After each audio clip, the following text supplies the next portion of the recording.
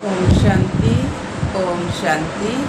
आज बाबा के 11/5/2023 के महावाक्य रात्रि मुरली। ओम शांति। बाप दादा मधुबन। बाबा ने कहा, मीठे बच्चे जी बाबा, पहले अपने ऊपर रहम करो, फिर आपका फर्ज है अपने परिवार को स्वर्ग में चलने का सही रास्ता बताना। इसलिए उन्हें भी लायक बनाने का पूरा पुरुषार्थ करो। प्रश्न दिया बाबा, तुम किस रेस के आधार से शिवालय के मालिक बन जाएंगे? तुम किस रेस के आधार से शिवालय के मालिक बन जाएंगे?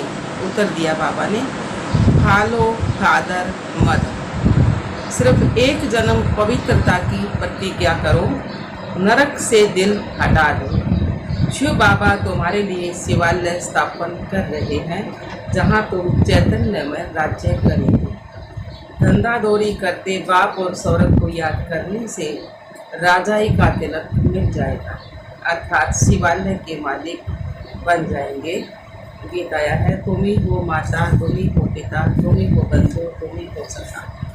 ओम शांति।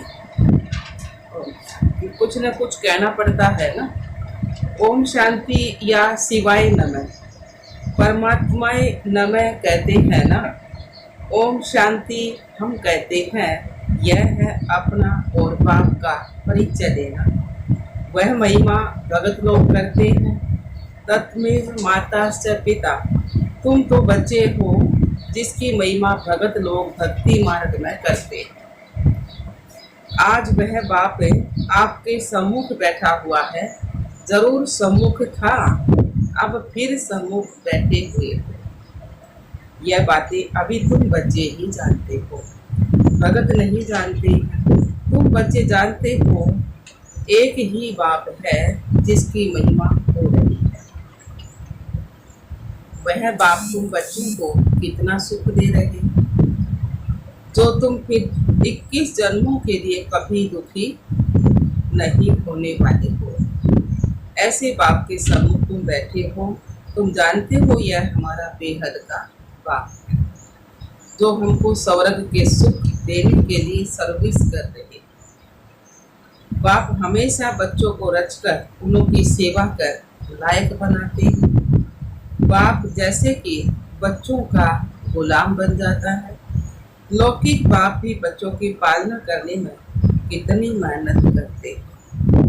रात और दिन यह चिंतन रहता है कि बच्चों की सेवा कर बच्चों को लायक बनाए। वो है हद की रचना के गुलाम और यह है बेहद का बाप। यह भी कहते हैं, बच्चे पूरा फॉलो करो और पूरा वर्षा लेकर स्वर्ग के मालिक बनो। बच्चों पर हमेशा रहम करना होता है। जो सेंसिबल बाप होगा वह कहेगा, बच्चों को भी क्यों न साथ साथ ये सच्ची कमाई भी कराए। लौकिक बच्चों की स्थूल पालना तो आधा कल्प से करते हैं। बच्चों की पालना कर बड़ा बनाया, लायक बनाया, बच्चों के लिए बिल किया, बस शरीर छोड़ा और जाकर दूसरा जन्म लेंगे। वह तो हुआ हद का बाप।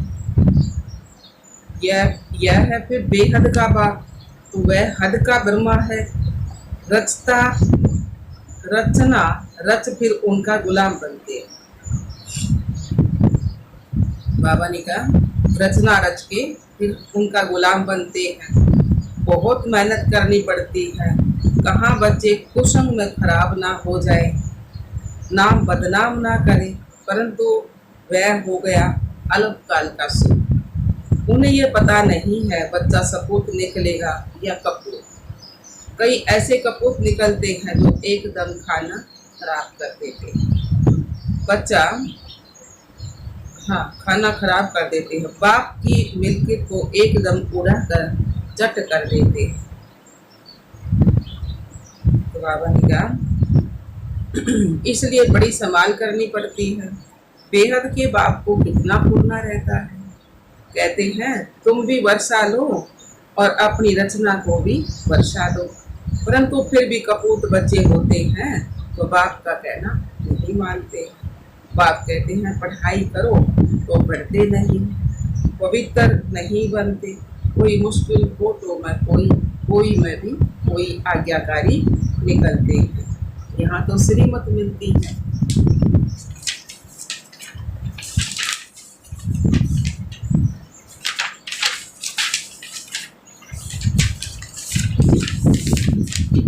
यहाँ तो श्रीमत मिलती है। तुम माता पिता, हम बालक तेरे, यह एक की तो महिमा है।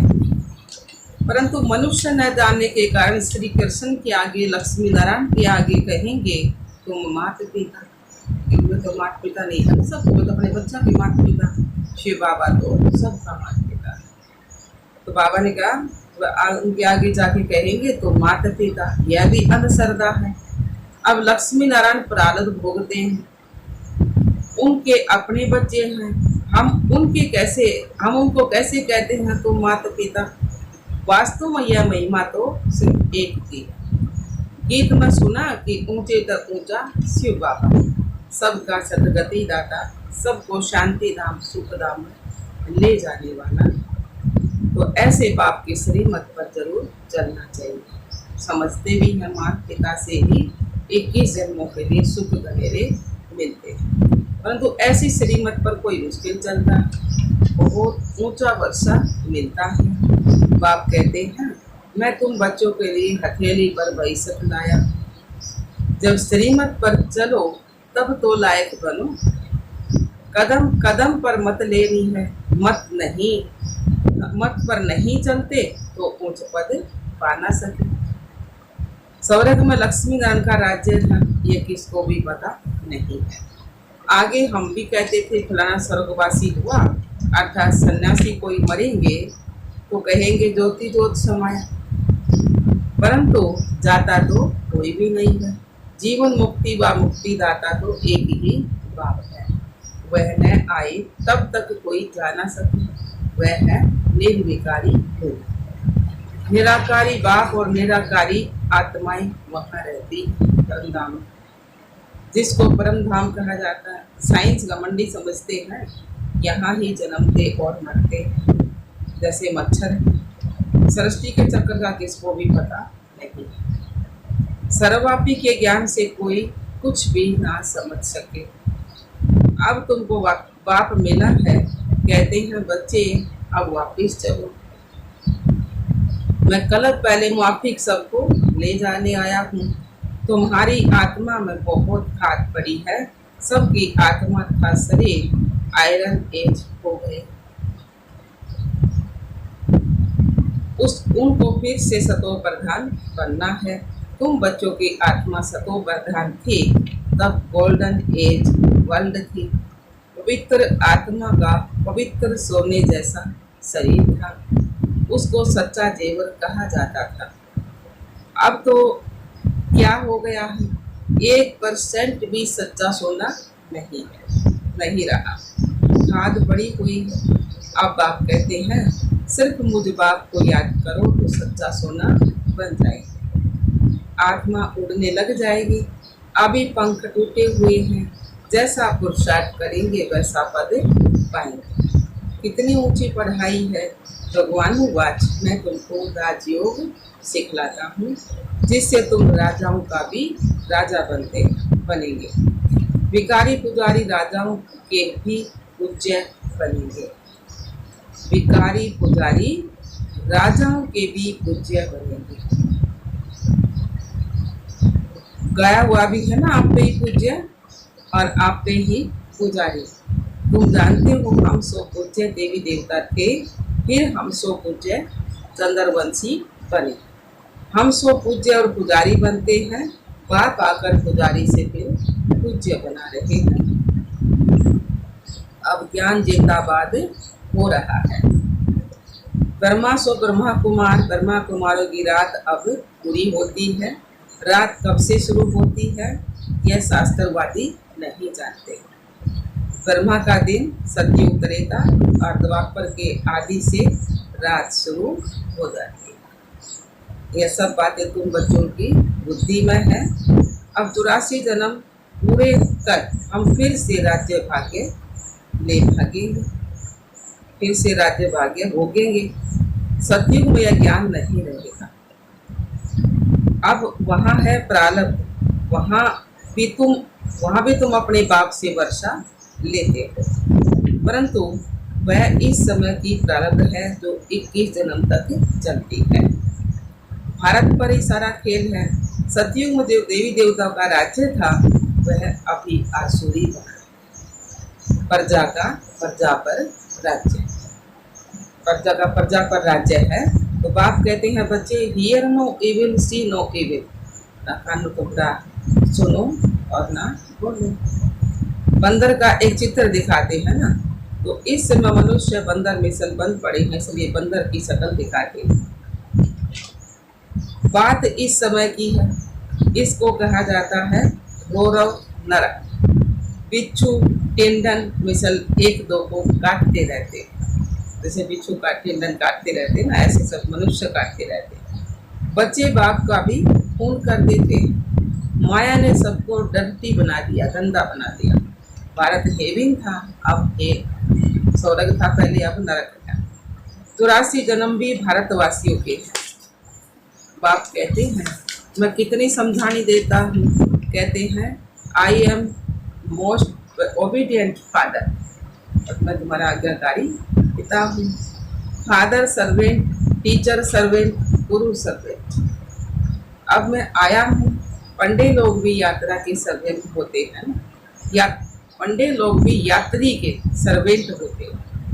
वे भी रास्ता बताओ है ना, यात्री जो जा है पुष्टि गंगा जमुना नाल के में देखण जा है हरिद्वार, तो पंडे पाँव है ना, वे भी यात्री के सर्वेंट होते हैं, रास्ता बताने वाले होते हैं ना। अब मैं तुम बच्चों को स्वर्ग ले चलने के लिए गाइड बना, लिबरेट करता हूँ। हिस्ट्री रिपीट जरूर होगी। ग्रंथ में भी कहते हैं कि सत्य होशी, ग्रंथ में भी कहते हैं ना सत्य होशी भी सत्य एको अहंकार। तो यह परमात्मा की महिमा है और भगवान सच्चा है और एक है। एक तरफ कहते हैं अजोनी, दूसरे तरफ कहते हैं सर्वव्यापी। जिधर देखता हूँ तू ही तू है। कोई कुछ कहे कोई कुछ कहे, जाने बेचारे मेरा को ना कौन भगवान है, सर्वव्यापी नहीं है। तो बाबा ने कहा यहाँ हम आए हैं मौज करने, ऐसे बहुत ही कहते हैं। अब बाप कहते हैं बच्चे ये सब बातें तुम्हें डुबोने वाली हैं, ये सब बातें जो भक्ति मार्ग की वो डुबोने वाली है। सर्वव्यापी का ज्ञान तो डुबो देता है ना, सब में भगवान बता दिया, वो डुबो देता है। बाप कितना समझाते हैं, कोई तो झट निश्चय करते हैं कि बाप से वर्षा लेना है। इन जैसा स्वीट फादर मिल नहीं सकता। स्वर्ग की स्थापना करने वाला कौन है? बाबा।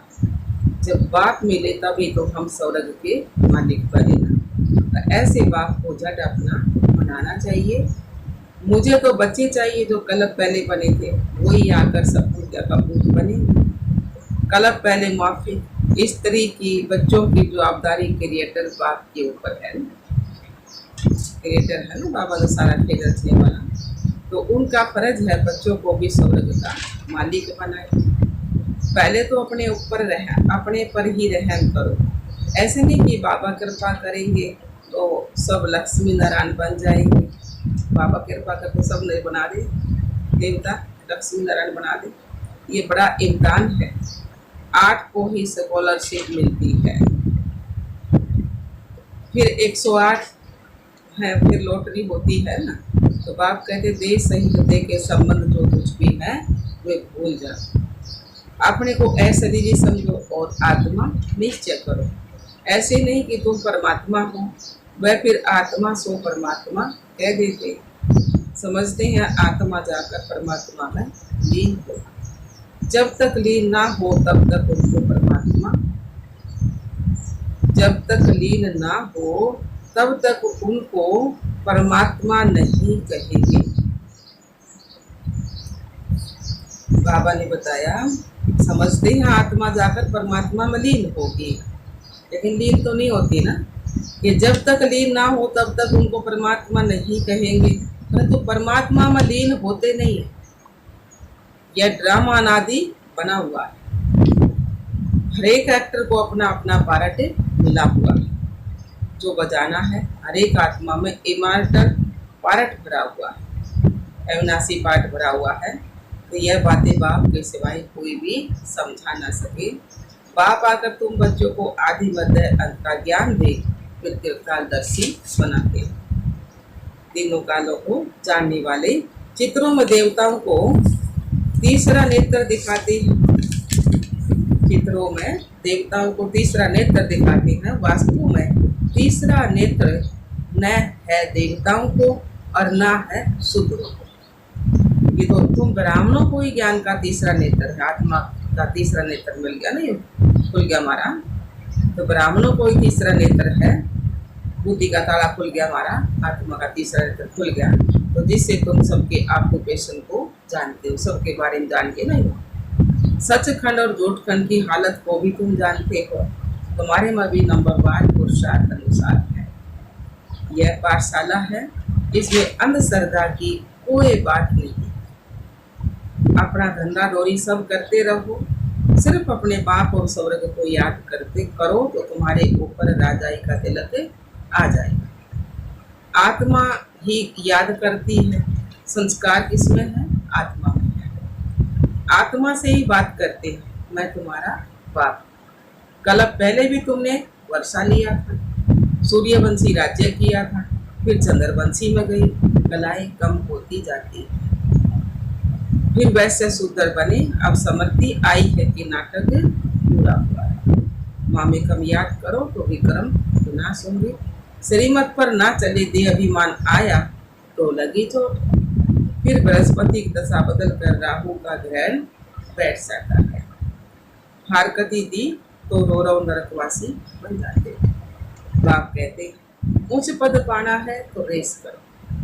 अभी उच्च पद पाएंगे तो कलप कलप पाते रहेंगे।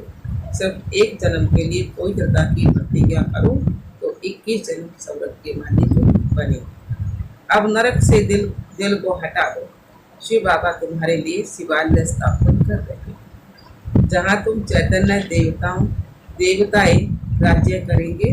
तो क्या शिवालय का मालिक बनना चाहते हो? चाहते हैं ना सब बनना। अच्छा, फॉलो मदर फादर करेंगे ना तो चैतन्य तो शिवालय का मालिक बन जाएगा। जो कुछ है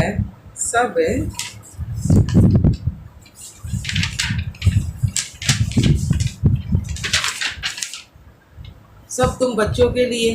बाबा का जो कुछ है सो सब तुम बच्चों के लिए। राजा भी तुम बनेंगे, तुम ही थे, अब रंग बने हो।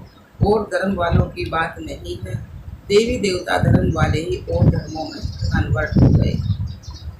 इसलिए हिंदुओं की संख्या कम हो गई है, नहीं तो भारत की संख्या सबसे जास्ती होनी चाहिए। तुमको भगवान पढ़ा रहे हैं, कितना ध्यान देना चाहिए। ये बड़ी वंडरफुल पढ़ाई है। बूढ़े बच्चे जवान सब पढ़ते, बीमार भी पढ़ सकते हैं। अगर बाप और बच्चे को याद ना किया तो माया थप्पड़ मार देगी। बाप और बच्चे को याद ना किया तो माया थप्पड़ मार देगी। बल से लिख देना चाहिए, मैं रात दिन बाबा को याद करूँगा, शिव बाबा का हाथ पूरा पकड़ूंगा, जो बाबा कहेगा सो करूँगा। शिव बाबा कहते हैं बच्चों की संभाल करो। जो बचे उनसे 2 मुट्ठी शिव बाबा की सर्विस में लगा दो, फिर उनका एवजा तुमको इतना मिलेगा जितना साहूकार का लाख देने से बनेगा। प्रत्यक्ष पद मिल जाता है। अच्छा जी बाबा, माता पिता बाप दादा का मीठे मीठे सिकलदे बच्चों प्रति याद प्यार और गुड मॉर्निंग। रूहानी बाप की रूहानी बच्चों को नमस्ते। हम रूहानी बच्चों की रूहानी बाप दादा को याद प्यार गुड मॉर्निंग नमस्ते नमस्ते नमस्ते। हम बाबा के बच्चे सदा रहे हंसते और हंसाते। शुक्रिया मीठे बाबा, शुक्रिया बाबा। दाखना के लिए मुख्य सार पहला पॉइंट है, दे तथा दे के सर्व संबंध भूल अशरीरी आत्मा बनने का अभ्यास करना है। बाप से श्रीमत लेकर कदम कदम उस पर चलना है। दूसरा पॉइंट, पढ़ाई पर पूरा पूरा ध्यान देना है। दृढ़ संकल्प करना है कि रात दिन एक बाबा की ही याद में रहूंगा और बाबा जो कहेंगे वह अवश्य करूंगा। Hear no evil, see no evil. वरदान दिया है बाबा ने।